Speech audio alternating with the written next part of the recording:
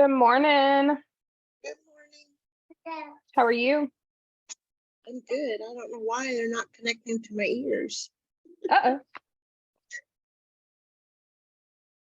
That's messed up. How's everything going? Good. I'm trying to turn your volume up. Oh, okay. It's just being weird altogether. Uh-oh.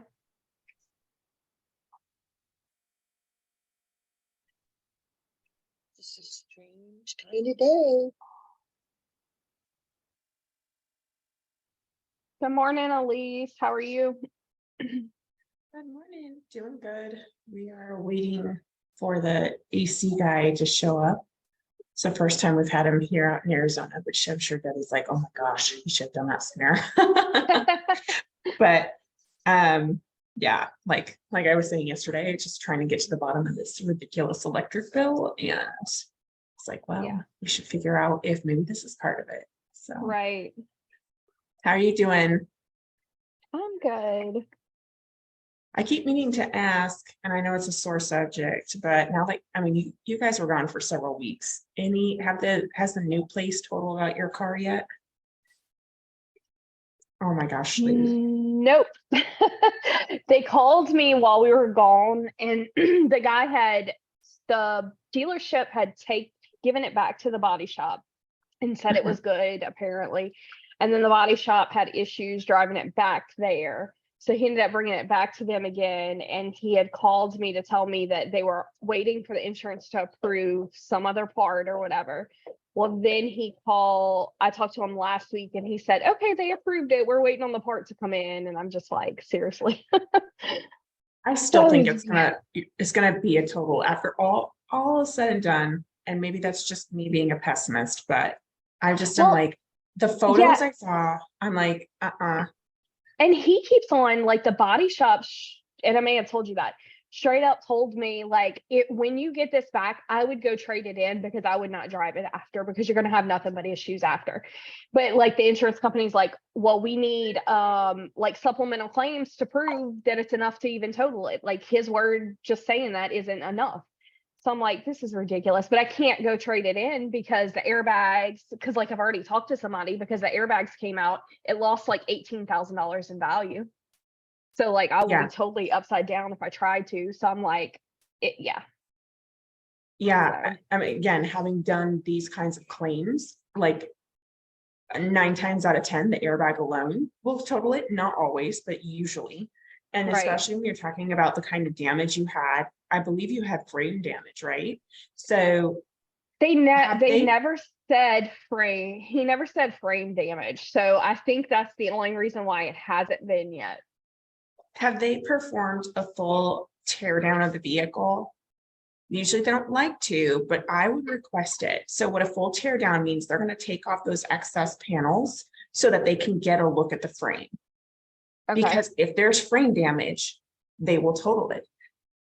Like, I'm guessing, like with all of your other issues, right? Sometimes if it was frame damage alone, no. But when you add in all the other factors, I would be hard pressed to think they wouldn't just be done with it at that point. Yeah. And I mean, like right now, from what he's saying, the issues are like, because the airbags deployed, everything got so hot, a lot of it messed up so much of the electrical system. So like that's been a lot. Is even worse. Yeah, and that's what his issues have been so far. Like he fixes one problem and then something else comes up from it. And that's what he's blaming it on. And a lot of it is from the right side, which is the side she hit us on and stuff. So I don't know, because I mean, when they took the steering wheel off, the wire harness for the steering wheel, like the connections and stuff were melted from the airbag there. The steering wheel's bent, but they can't replace it because it's on back order, and they're saying the manufacturer says they don't know if they'll ever make it again. And I'm like, you're making brand new Tahoes. It's only a little over a year old. How can you not get a steering wheel? Like, that makes no sense to me. No. Yeah, it's there's a lot of things that don't add up. And so that's the only reason I'm like, at this point, if they haven't done the full tear down, again, it's going to force them to remove the doors and some of those other areas to get a look at the beams, right? Yeah. And some of those pillars that are so critical to the structural integrity of the vehicle. Right. In general, rewiring all of that is like 20 grand minimum. Like some of the stuff from front to back for safety precautions. I remember having to write that for our shop, and I was, are you serious? And the Right. person explained, well, you have to do each individual piece from literally the front of the vehicle all the way to the back. So there's just enough that's like, I don't know. I feel like you're dealing with some jack wagons, but we can take that offline. I'm happy to give you any additional knowledge I have on that. Yeah, because no, I appreciate that. And I will definitely ask him about that, because yeah, I mean, the whole thing's been ridiculous. So, and Yeah, yeah, so Debbie, ask I agree. your- You can buy a steering wheel at a auto parts Yes. shop, you would think. Yeah, 100%. Check. So I would call your claims representative, because they're going to be the ones that have to get the authorization to then call the shop to then say it's Okay. approved, now do it. Because a full tear down, what happens with the full, and that's what you want to say is a full tear down. So Okay. a full tear down is expensive, but it's essentially them taking off all the pieces of your vehicle. And if they decide, yeah, it's totaled, they're not even going to put those pieces back together. Where if they determine it's repairable, now they have to put it back together. So it's a couple $100 to tear it all down, and it's several hundred to put it back together. But if they see that it's totaled at that point, they won't bother putting it back together. I just Okay. think that they're missing some information that would come from seeing everything torn down versus like taking apart certain sections. So Right. Yeah, no, I totally agree. And I really don't think that they've done that the way it sounds, because the appraiser came and did his thing. And when the body shop just went off of what the appraiser said, and when the appraiser came, it was not torn down at that time. It was just sitting in their parking lot. And that's yeah, kind of I would all call he the went off of. adjuster and say, I said, just tell them. You can tell them you talked to someone and just say at this point, I mean, that's going to happen in March, right? February? January. Oh, We're almost good Lord. 7 months and Yeah. still no vehicle. So I would call them and I would explain, look, everybody agrees this vehicle is totaled, but no one will actually do what needs to get done to total it out. There's all these parts that are missing. It's going to cost you thousands of dollars, like 15 to 20 grand to rewire everything. They don't have this, they don't have that. How am I supposed to drive a vehicle without a proper steering wheel? I would, Right. and that's a safety concern. So I would bring that up. So these are all safety concerns. And if you want, send me your policy. I'll take a look at it and see what some of the Okay. verbiage there. But I would say, look, at this point, the minimum you can do is approve a full tear down, because we all agree it's likely to be totaled, but the full tear down is going to give us that visual that we need to see if there's any frame damage that will add to the complexity of the other safety concerns. Okay. Yep, I will definitely do that. Because yeah, I've just been like, I don't know what else to do, and yeah, and it seems No, like I they get don't it. either. No, I appreciate that. I mean, they do and they don't. Right. So, anyways, like I said, done it many years. I'll help you out. Just, if you want, send me a copy of your policy, but I would first try that. I would call your adjuster when we're done with the call and just say, look, and just be a hard ass. I mean, at this point, she's probably just as frustrated as you are, right? Because Oh yeah. this was showing up on her log consistently. It's not something she can close out, and everybody's in agreement. So let's just Right. get what we need to make it happen. Right. Yep, that's a good idea. Thank you. Yep. All right. Sorry about that, y'all. We got sidetracked for a few minutes. How's everybody doing?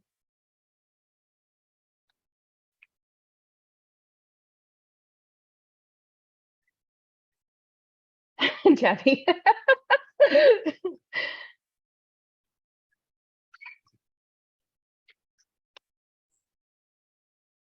Good morning, everyone.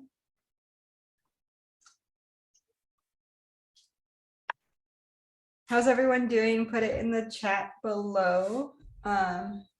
Lita says doing good.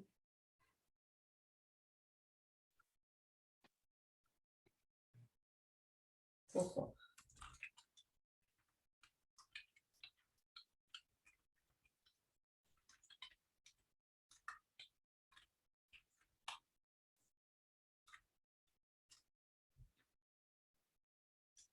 Okay, has anybody run into anything this week that they're struggling with or have a quick question on, and then we can get started?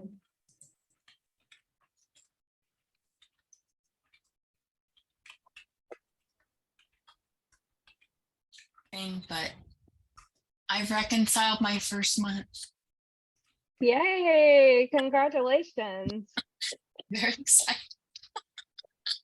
That's exciting. It is. Like, I get it. Yeah. Oh my God.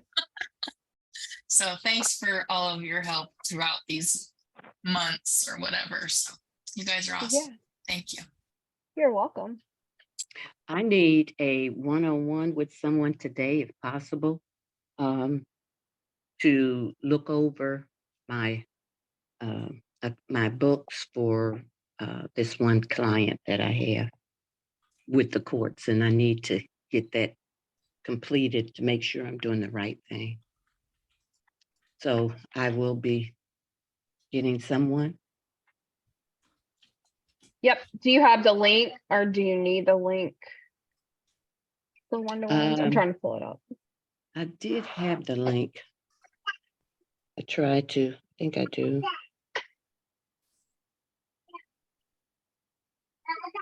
Okay, I'm gonna drop it in the chat and then I'll drop it in the live as well. Okay. And then if you can't find anybody for today, send me a message and let me know. I don't know what anybody's schedules looks like. I'm not available. I could be available later this evening, but I don't have any availability till way later. Oh, I But don't let me care. I'm know. up late anyway, so. Yeah, it well, doesn't matter. yeah, you can But check the I'll let- schedule and see if anybody else has something sooner or anything. If not, or if nobody has anything today, definitely reach out and let me know. Okay, I will. Thanks a lot. Yep, you're welcome. And speaking of that, if you are trying to schedule a one-to-one, a lot of coaches will actually shut down their calendars as soon as 48 hours before the day of. So make sure Okay. you're okay. It happens, but just for anyone listening, like make sure as soon as you know that you're going to need a one-to-one, that you're getting that scheduled. So you're getting that on the calendar. A lot of the coaches do also homeschool. So they're trying to plan their events and schedules, activities, and what they're doing with their kids too. So just know that that's going on as well. Sometimes it's 24 hours. Sometimes you can book me the day of. Sometimes I'm booked out. So I try to keep my calendar pretty open as far as availability. But just know that that's going on. So you guys can plan ahead and get the coach that you're actually looking for. Okay. And did you say something about the weekends? Some of them do weekends. Yeah, so Sandra does some weekend calls. I've done some weekend calls. I don't always have my calendar open on the weekends because that's when I'm doing hiking with the kids and stuff like that. So if you need something on the weekend, you can always message it, like post in the group and say, hey, does anyone have availability this coming Saturday? And the earlier that you do it in the week, the more likely you'll find a coach that has availability if Sandra doesn't, or if you can't find anyone that does on the routing form. Okay. So, Thank you. and some people have nights too. So I think Jared does night calls. I forget who else. I made some notes on the routing form a couple of weeks ago on where some of the availability is at. So Okay, I'll check the site.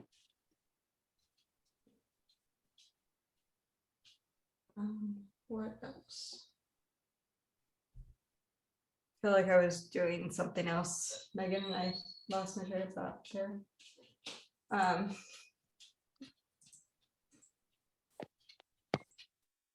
Is it getting busier? Does anyone else feel busier going into August? Like Is it client just- wise. I don't, just in general, I think maybe just in general. I can't say it's client wise for me. I just feel like I'm busy and I'm like trying to not be busy. It's probably everybody finishing up, like getting ready for school and like all the things. Probably. Oh, I have birthdays. I had a birthday last weekend. I have a birthday this weekend because my kids, they're like a week apart in birthday world. So maybe that's part of it. Oh, Kyle's busier. Hey, just stuff. Okay, guys, I know at least one or two of you have access to the Bookkeeper Blueprint. I thought it might be fun to show you guys what's in it because it's really packed full of stuff, but I don't know if you guys have seen inside of it. Real quick, Melinda, are you did you want to be in the co-working call? Aren't you in the support group? I am, but it's hard to choose which one. So I'll listen to the replay of the other one. Thank you, Doug. I appreciate it. Let me know if you need that link and I can always pop it in for you. I'm sure it's hard to choose. Okay, so let me share my screen. And then for those of you that have gone through it, if you want to pipe in at all, feel free. Just because there's some features I don't think we talk about very often that I know some other students that aren't on the call today have really appreciated. And so you guys get to see everything, right? So we have, welcome to the course. This is getting started. So there's a quiz here that actually can help. It helps show you where you started and then how much you've learned by the end of the course. So that's kind of fun. We give you some outlines on how to make the individual calls super helpful. I can tell you this week I've been on a lot of calls that have nothing to do with bookkeeping itself, not how to click this button, how to click that. It's mindset. It's how do I expand my audience reach? How do I do Upwork? How do I do YouTube? How do I, whatever it is, I've been on calls around everything else this week. I came up with something yesterday for someone where I showed her how to do a really cool spreadsheet so that she could increase the packages she was offering and kind of make herself stand out on a whole new front, which was fun. So there's literally there are no boundaries in bookkeeping except like regulatory boundaries, but as far as what you do with your business.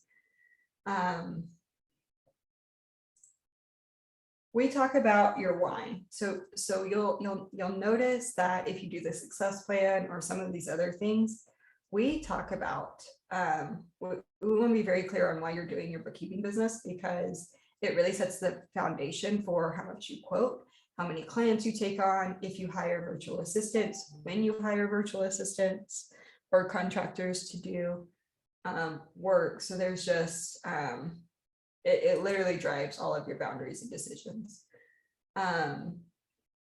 Everything from naming your business, a lot of you guys already have this, but if you don't, or if you're wondering if you should rebrand, those are all really good ones. If you don't have a business bank account, we give you some ideas for that. So some of this section right here, you might not need, but what you will need is potentially technology solutions. This has come up a lot this week as far as what software do I use this for? Should I change to a new software? What do I need to run the business? Passwords, how to manage those, building business credit. That's a big deal. Continuing education expenses, how to book those. So if you buy a course or a webinar or something from someone, how do you record that on the books? That's a question we get asked a lot. So I put it in here as well. Canva business kit. This kit is super cool. So this business kit has bookkeeping logo, Social media posts, so a variety of social media posts, story posts, website, business card, email signatures, LinkedIn, Facebook banners, your bookkeeping brochure. Guys, do any of you have a bookkeeping brochure? I did when I first started, and I actually use the heck out of it. So if you're talking to local business owners, if they will let you put your brochure in their like retail space, that's a super cool way to do it. Bookkeeping flyers. This is a really cool way if you're going to attend an event to have there. Icons for your website or social media. So if you're looking for like different icons and things like that. And then a bookkeeping proposal. So this is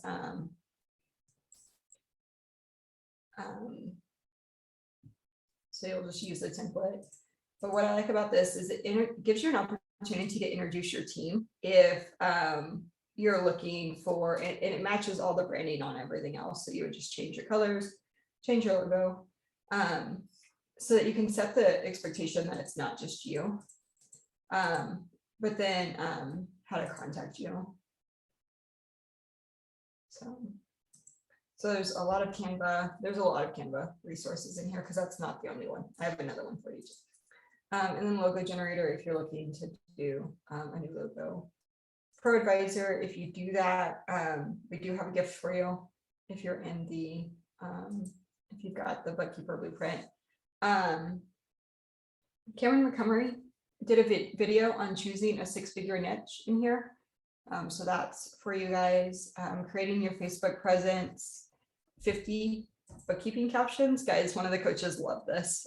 She was covering for one of her contractors who left on maternity leave, and she used all of these posts to buy her some time and space when she knew that she had a lot going on. So she was still able to stay present while taking on heftier workload. And then if you see those Facebook posts that are like bold text and we're using emojis and they look pretty because they're using spacers and stuff, that's all there. Upwork for bookkeepers, all of that's there. And then additional marketing ideas. So today I met with someone who's thinking about doing podcast interviews and YouTube. That's an option as well. So we talk about those. Bookkeeping, all things bookkeeping, undeposited funds, how to set up the chart of accounts, what is the accounting cycle, what's accrual accounting, how to understand the financial statements, and then what's the monthly workflow? What do you do when do you need the statements by? When are you reconciling? When are you giving clients their stuff? And then do you have a week? I show in there that you have a week where you can hit marketing really hard because you shouldn't have bookkeeping work or you're doing cleanup work. So especially once clients get into maintenance mode, that workflow can help you really take control of your schedule. Petty cash comes up all the time. So I give you a template to give your clients if they've got petty cash and they're doing it incorrectly. And then 4 steps to your undeposited funds. So if you're confused by undeposited funds, so you can get it right every time. This is what I thought I was pulling up earlier. This is a financial report that gives you summaries for your client and shows you how to put in the QuickBooks reports so that you can easily tell your clients, hey, here's what's going on. Here's what's going on with your financials. Here's why things are different month over month. Here's some insights, and it's a template that you can use every month. I used that in my business for a while and got really good feedback. I switched away from it only because I had a client at one point downgrade their service because they didn't need a fancy spreadsheet or a fancy report. And so he's like, I don't need it. And I was like, wait, what? That was bonus. I wasn't charging you for that. He was underquoted to begin with, so I was a little annoyed. But then I started using Keeper, and I actually still wish I was using this or something like it, but time. So, but Kyle would help me create these, and we would just spend 10 minutes, create those, send them out to the clients, and that was a really nice way to do it. How to send financials, how to review them. So if you're trying to figure out how do you review financials at month end before you send them to a client, this shows you how to do that. And then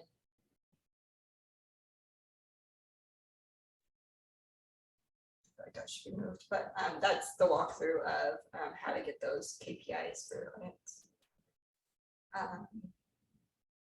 So if you're purchasing new, so this walks you through some of the QBO things, how to use QuickBooks if you're wondering how to do something specific in QuickBooks. Practice exercises so that you can actually go do stuff in QuickBooks that you wouldn't do before. I ran some of the coaches through that, me and Megan did, and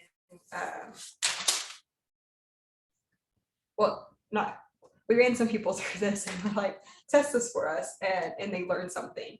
And they're like, I've been doing bookkeeping for a while. So it wasn't one of our coaches, but this is cool. So, and then year end, what do you need to do at year end? That's coming up quickly. How to get things moving more smoothly. So hiring virtual assistants. Final exam. The cool thing about taking this final exam is once you take this, you actually get a badge certifying that you've taken this. You can put it on your website next to your pro advisor, and you can say, yep, I have pro advisor, but I also have some education under my belt. I have a plan of action. I know what I'm doing. I've gone through the Bookkeeper Blueprint, and you have a plan of action. The library is jam-packed. I seriously mean jam-packed with different templates and emails for you. So checklists for your business, checklists for client work, finances, human resources, sales and marketing, email templates, and then engagement letters as well. If you're doing a diagnostic review, an engagement letter for that, engagement letter for you, if you're doing setup, if you're doing a QBO conversion, or if you're just doing training for a client. So, and then the lovely suggestion box, because we always want to make sure you guys have what you need. But I just wanted to show you guys the inside of that, so you guys could see what was there. Yeah, hopefully that's helpful.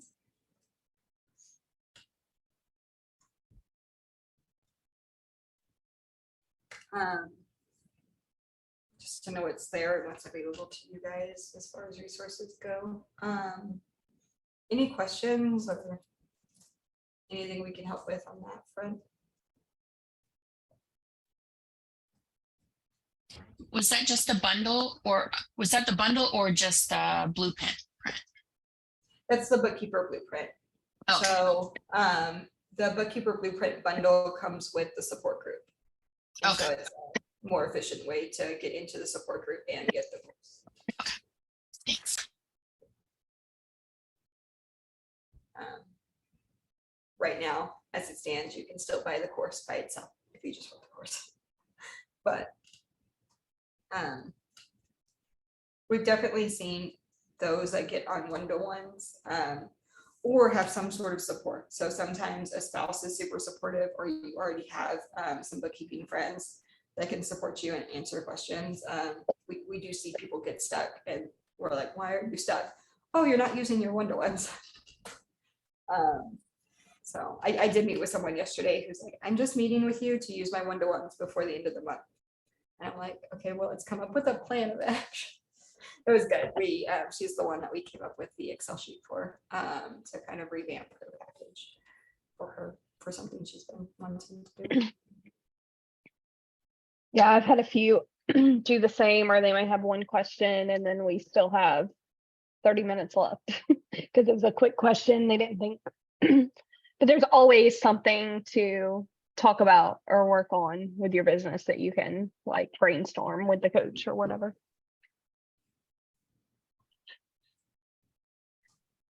hiring is typically where a lot of people will go with me if they're like, okay, how do I start doing other things?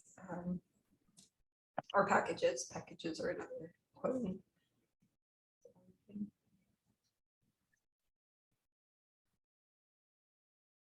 Organization actually came up yesterday in that same light. We answered the question and then we started talking about organization for the business that she prompted. Yeah.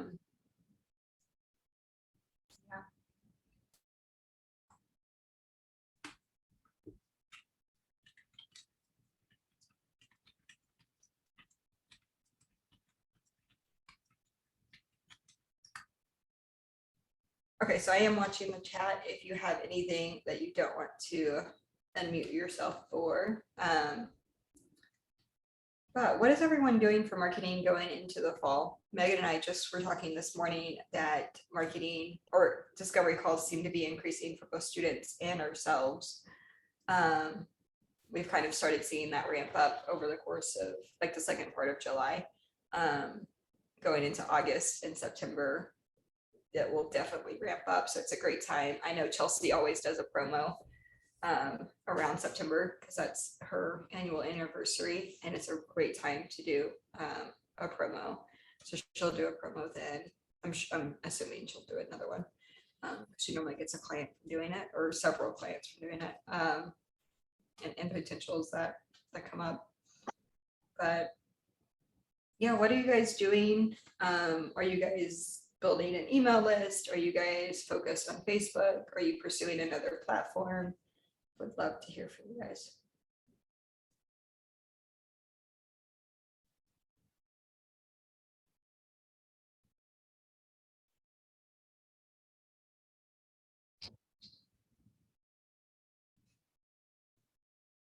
Nothing. Everybody's so quiet today. That's okay. That's okay. So tips and tricks. I will talk about marketing for you guys then. And hopefully it will jog some questions. I was talking to Kyle last night about marketing. Tom says he's starting with Facebook. And I was telling someone yesterday, because we had given each other, so in the success plan, we gave them a challenge in the next 90 days to talk to 900 people, give or take. So 300 people a month over 3 months. So 900 people, 90 days. That feels like an awful lot of people. But the math, so if you pull up the marketing math, in fact, the 5-day challenge, maybe I'll pull it up for you guys, which is free. Cassandra said she's getting back into marketing. Facebook and Instagram are her focus. She's on Facebook. Commented. Yeah, Instagram is a really cool place to be, actually. I just revived my Instagram. Is she proud of me? I just have my stuff posted, like when I post on Facebook, it goes to Instagram. That's about the extent of my Instagram. So I have to figure out how to do that because apparently I'm no longer connected and I don't know how to do that. Oh. It's on my list now because I'm like, wait, it doesn't do that automatically. It was something to do with my business page, but I don't remember exactly how or what, because it's been a while. I think I got it connected, but if anybody wants to teach me Instagram, I'm kidding. I actually have a video I need to watch, but I'm not kidding. I revived my Instagram and I'm really proud of myself for doing it. So wait, she said Instagram, Facebook, and what else? LinkedIn? That's Facebook and Instagram are her focus. She also just said somewhere in Business Suite in Facebook, you can connect Instagram. Thanks, I'll go do that. I think they got disconnected, like somehow. But I had to like completely reactivate my Instagram. Oh yeah, that's probably why then.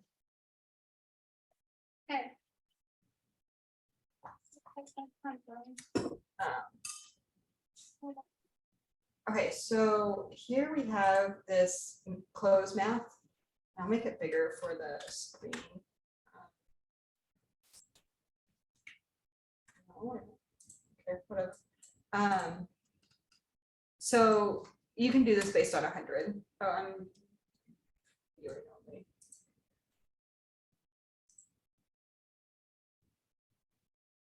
So you guys can make a copy of this and use it and make changes to whatever you need. But let me show you how this math works. So if you were to talk to 100 people, so if you're on Upwork, this applies. If you're on Facebook, really this applies. We tested when the week that we did this marketing challenge, we actually tested it for someone that was doing, I think they were doing Cameron Montgomery's program, and she was talking to people, and her math was the same. It was on a smaller scale, but when we scaled it up, it led to the same number of leads and discovery calls for her. So this would be, so you're gonna make 100 connections. So you're gonna connect with people. So let Sherry, yourself just so, go for it. yeah, that's what I was gonna say, just so they know, like, what do you mean by connection? Like just adding a friend on Facebook, or? I don't think it's adding people on Facebook. So when I generated this is, so like I was doing Upwork, and this was the number of proposals I sent out. When we tested it with that, when we tested the Facebook side with the student, it wasn't friends that she was adding. It was like actual connections that she made where she connected with another individual. So it wasn't just DM, but like she interacted on a comment thread with them and they had a short conversation. Or it wasn't even about bookkeeping, right? So like a connection where you interact with another human, not just click a button. Does that make sense? Let me know if you guys have any follow-up questions on that, because with Facebook, it was really hard to like figure out what that was, but it was like you interact with a conversation thread. You guys shared like you were tagged in something by another person, that would be a connection with that person. Somehow had like a human connection with another person that wasn't just clicking a button, add as friends. Does that make sense? So human connection. Proposals aren't really a human connection, right? So you see someone saying, hey, I need this. You send them a message on Upwork, in essence. They might not even see it, but it still applies to this because it's action. It's raising your hand. I can do this. So it looks a little different depending on the platform you're on. Alignable might be just connecting with people physically. I haven't tested it enough on Alignable, but Alignable is still really small that like if you had 300 people comment on a post, that might be connections. You would have to play with it and test it out. So you should get 10 leads from that. A lead being someone that says, I need a bookkeeper, that responds. So if you're on Upwork, it's a message back. So you sent a proposal, they sent you a message back saying, hey, I want to talk to you more, or thanks for responding, some sort of next step. Same with Facebook. So you made a connection and they're like, yeah, I need a bookkeeper. That would be a lead, but some sort of lead there. That lead gives you an opportunity to get them on your calendar. So we, in the Bookkeeper Blueprint, Megan and I were just talking this morning, there's a email template that's inviting them to get on a call, a calendar with you. That would be the next step. Somehow invite them to get on a call with you. Sometimes you can just do it over Messenger. So that's fine too. I like to get them on a call. It's easier to communicate. That should yield so five calls if we're just doing 100. That's one client. So if you're looking for one client a month, that's all you need to do. And I say that that's all you need to do. Like, I know this number sounds like a lot, but if you're looking at the outcome, that's 5 calls a month. That's 1 call a week. 2 calls a week. Even if you could only two 30-minute calls a week max is really all you have to do to maintain a system of one client a month. Or to start a system of 100 a month, or one client a month. This is why Upwork worked for me. I did about 3 proposals a day, sometimes 5, sometimes 10. Then when I went to go scale my business and like say, oh, hey, I want to like drive a lot of income to this. And I wound up 4 to 5xing my business. I was doing 300 a month. So that's 10 a day.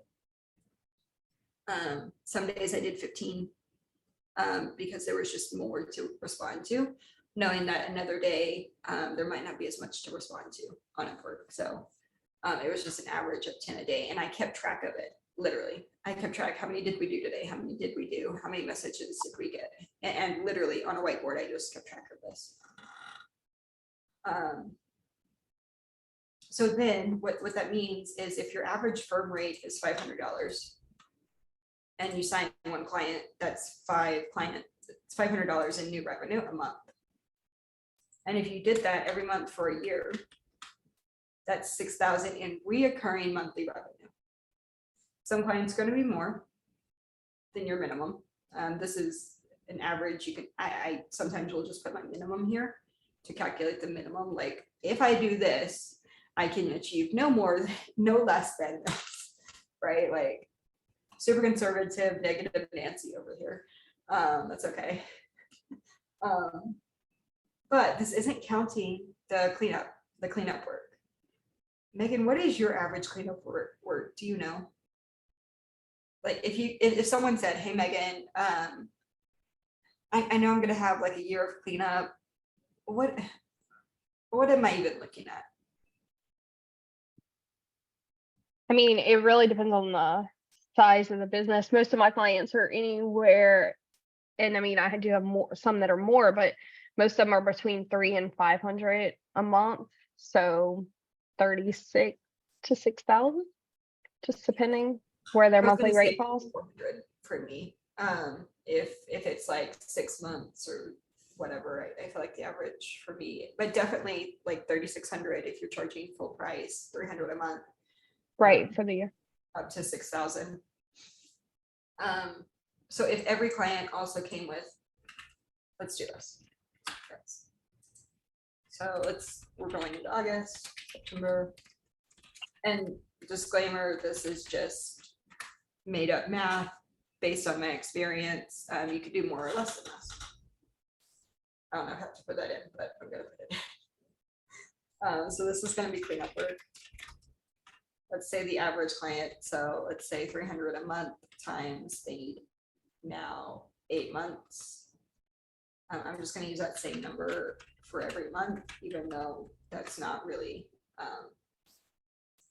if they really had a full year, it would be a little different. So let's just conservatively say 2,400, but we're going to add a client a month. This is your total for that month, right? 2,900. But now you're going to add 100. You're going to have 2 clients. Oops. Actually, I'm going to do 7 here because I included the 500 here. Right, times 2. We're going to do 500 times 3.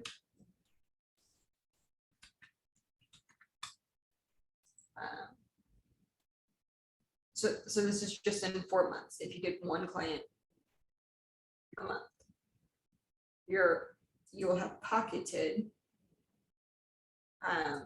this much a month. So that's how to make 14,000 before Christmas with 2,000 reoccurring revenue. If you did 3 clients, do you guys want? And I can use 300 too as case.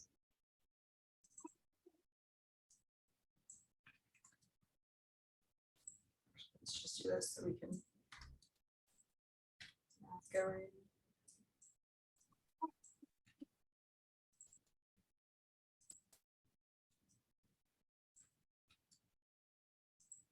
So I would definitely make sure you're using the quoting calculator so that you're not selling yourself short, because this is 4 clients at a recurring 1,200 a month. If you're doing it that way. But that's a total of 12,000 for the year. Starting today from 0. If you add clients, so let's do 2 clients. You know, what if you added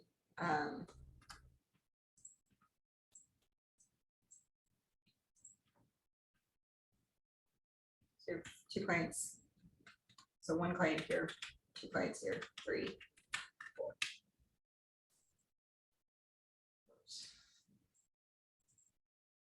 They'll watch me do that and laugh at me.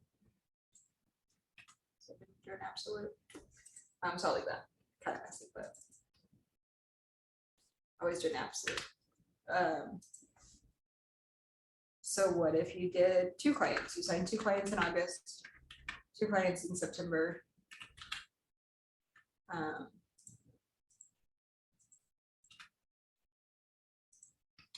2 clients in October and 2 clients in December. 15,000. Right? If you did, if your minimum was 500 and you signed 2 clients a month, that brings you up to almost $20,000 before year end. That makes this feel really worth it. Whichever one you choose.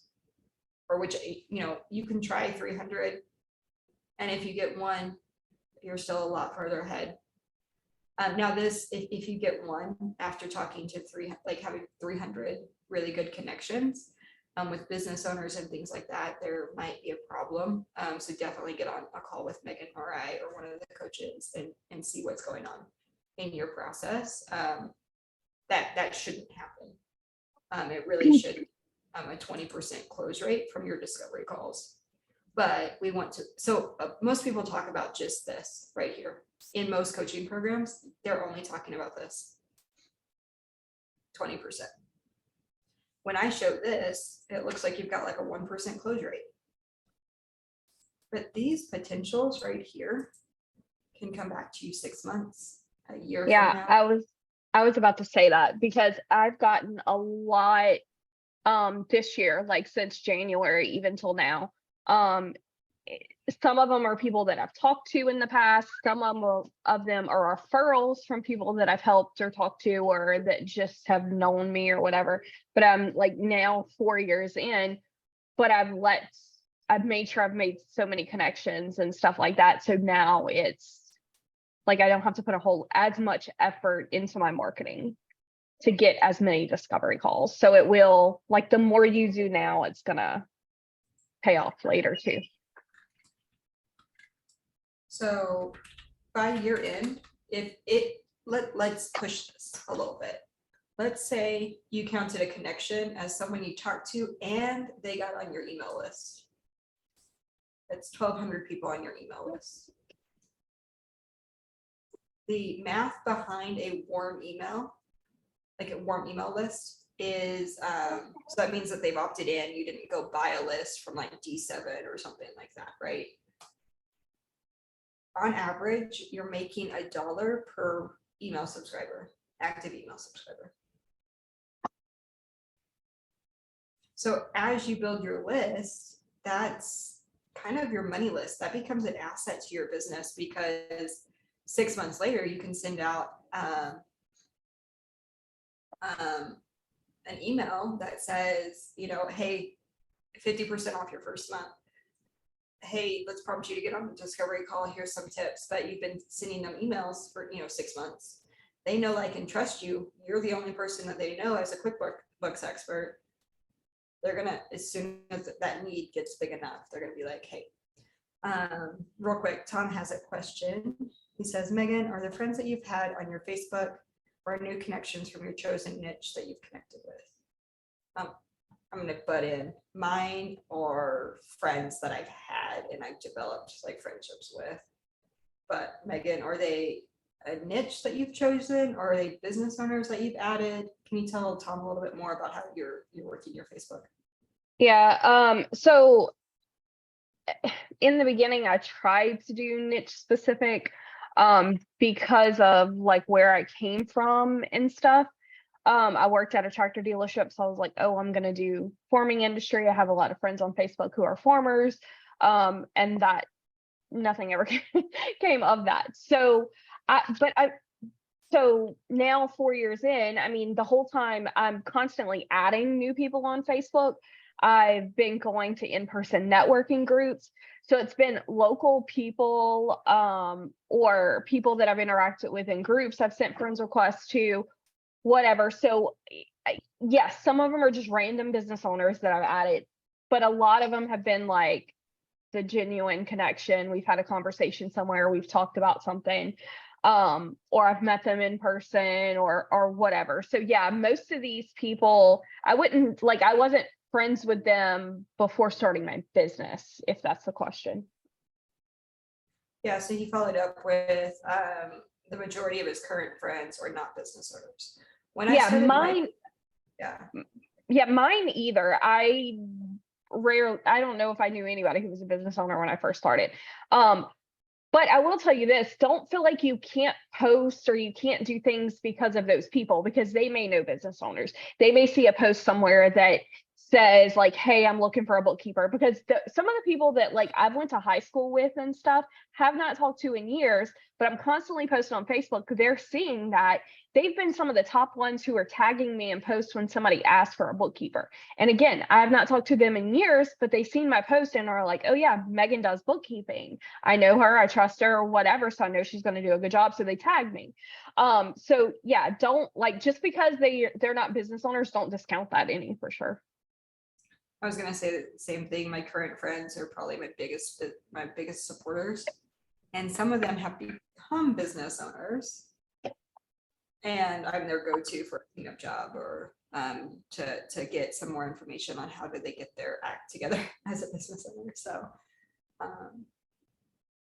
yeah, we definitely don't want to scrap them in terms of like mentally scrap them, ban them from seeing stuff, exclude them from the post. We want them to see the post because their network matters too. So when you connect with someone, they might not need bookkeeping, but they might know someone that needs bookkeeping. And so there's a book called Know Exactly What to Say, and it's talking about your elevator pitch, but it's doing it in such a way that if I'm talking to a stranger and I'm saying, what do you do for a living? Well, I'm going to tell them what I'm doing for a living, but it might not be for them. I'm going to get on a discovery call. It might not be for them. That's okay. Because is the service right for you? It's not, am I right for you? I think that's a mistake a lot of bookkeepers make, is they find their value in whether or not they close that discovery call. 3 of the 15. That means if I let the 12 people tell me I'm not worth anything, I'm going to have a miserable life. Right? 3 people said you were worth something, but it's not you that's worth something. It's the service you're providing that's worth something. They like you, that's a benefit, but they need the service. It's really about them. Right? So if the service is a good fit, I know it will, I know it will help your business. The service is great, but it might not be for them. It might be for someone else that they know.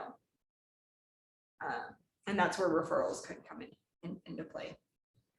And Tom, you and I were talking about stories, that the story of why you're doing bookkeeping. And I made up a story. I imposed a story on you. But the story that we tell with our bookkeeping business, with our social media, can connect with people, and because they're connecting to the story, when they're in a conversation hearing someone's need, they're going to remember the story and the problem you solve a lot better than but a lot of my friends are like, QuickBooks, oh yeah, Sherry does that. They know nothing more than that. Because sometimes I don't do a good job of, or early on, I definitely did not do a good job of, here's what I do. I had a friend call me up and say, I'm on my way to my tax preparer as we speak. And I have just spent like all night long getting my stuff in order for my husband's business. Is this what you do? Yeah, this is what I do. And she signed like on the spot the same day. So like, she was like, I never want to have to do this again. Take it away. Like, and she was a really close friend. She's like best friend material. Well, she is a best friend. Like anyway, but she didn't know what I did. She didn't know what I did. She just knew that I did QuickBooks. And so she called me because she's like, is this what you do? I just don't want to do it again. So I was really appreciative that she even thought to ask if that's what I did, but I was really embarrassed that I wasn't very clear on what I did, because they don't really know, our friends can support you. So you might not know that your friends have a business, but they might have something that they're not sharing on social. They might just be running ads to it. They might have an Etsy store secretly that they don't want any of their friends and family to know about because they don't want to be judged. So, but they also might have a niece, and nephew, and aunt that has a bookkeeping business that needs your help that you don't even see, you don't know. Okay, so here's this math. I hope this is encouraging to someone. I definitely don't want it to be discouraging and make it feel overwhelming. I just want to give you a very practical 5 calls, five discovery calls, not calls where someone's trying to pitch you something, but calls where they're interested in your service, right? So if you're just getting on calls with everyone, that's like 20 calls a day, because 19 of them, maybe 20 of them the entire day, they're just pitching you their product. We want to be the ones pitching our service to them and solving a problem. So taking that lead and turning them. So the sales calls that you get on where someone's saying, hey, I have a magazine. Do you want to put your business in the magazine? That's a connection. And I know when I started, I didn't have time for those connection type calls. Those were really hard, and I kind of just had to stop getting on them because I didn't know how to navigate them. On the flip side, though, making some of those connections, they're still in contact with me, suggesting me as, hey, she's a bookkeeper, she can help you. I've never bought their service. I couldn't buy their service then. I'm not interested in their service, but it became a referral partner loosely of like, let's stay in contact. And they've initiated that. They drive more people my way than I drive their way. Which I'm thankful for, but okay. Any questions with that? Definitely grow your network. Definitely.